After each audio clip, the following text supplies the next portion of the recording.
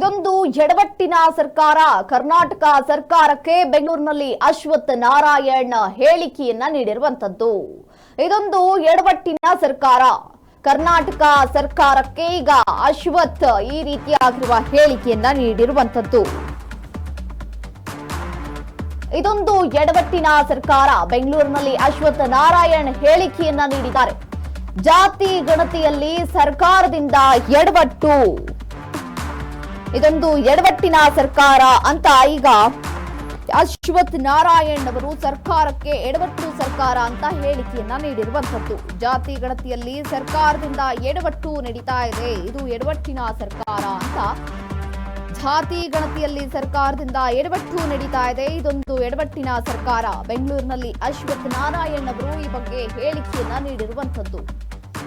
ಕರ್ನಾಟಕ ಸರ್ಕಾರ ಎಡವಟ್ಟಿನ ಸರ್ಕಾರ. ಜಾತಿ ಗಣತಿ ವಿಚಾರದಲ್ಲಂತೂ ಎಡವಟ್ಟು ಮಾಡ್ತಾ ಇದೆ, ಸರ್ಕಾರದಿಂದ ಎಡವಟ್ಟು ನಡೀತಾ ಇದೆ ಅಂತ ಬೆಂಗಳೂರಿನಲ್ಲಿ ಅಶ್ವಥ್ ನಾರಾಯಣ್ ಅವರು ಈ ಬಗ್ಗೆ ಹೇಳಿಕೆಯನ್ನ ನೀಡಿರುವಂತದ್ದು.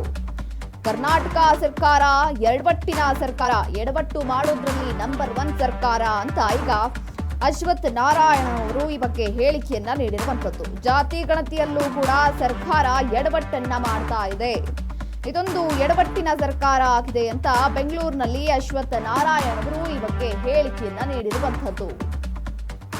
ಜಾತಿ ಗಣತಿ ವಿಚಾರ ಇತ್ತೀಚೆಗೆ ಜಟಾಪಟಿ ವಿಚಾರವಾಗಿದೆ. ಇತ್ತೀಚೆಗೆ ಅದು ಯಾವ ಮಟ್ಟಿಗೆ ಪ್ರಚಲಿತವಾಗಿದೆ ಅಂತ ಅಂದ್ರೆ, ವಿಪಕ್ಷದವರು ಒಂದು ಮಾತನಾಡ್ತಾ ಇದ್ರೆ ಅದೇ ಸರ್ಕಾರದವರು ಒಂದು ಮಾತನಾಡ್ತಾ ಇದ್ದಾರೆ.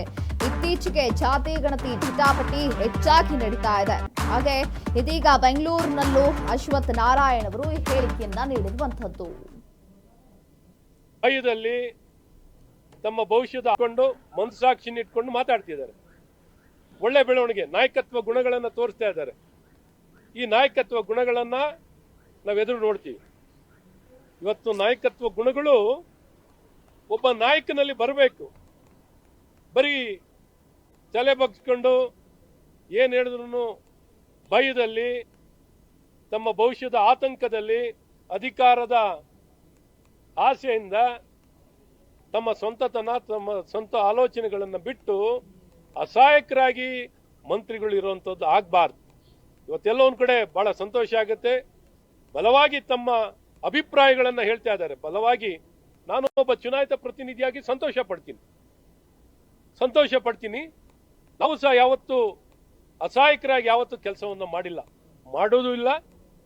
ಹಾಗಾಗಿ ಈ ದಾರಿಯಲ್ಲಿ ಒಂದು ಸರ್ಕಾರದಲ್ಲಿ, ಒಂದು ಸಚಿವ ಸಂಪುಟದಲ್ಲಿ ಬೆಳವಣಿಗೆ, ನಾಯಕತ್ವ ಗುಣಗಳನ್ನ ತೋರಿಸ್ತಾ ಇದ್ದಾರೆ. ಈ ನಾಯಕತ್ವ ಗುಣಗಳನ್ನ ನಾವು ಎದುರು ನೋಡ್ತೀವಿ. ಇವತ್ತು ನಾಯಕತ್ವ ಗುಣಗಳು ಒಬ್ಬ ನಾಯಕನಲ್ಲಿ ಬರಬೇಕು.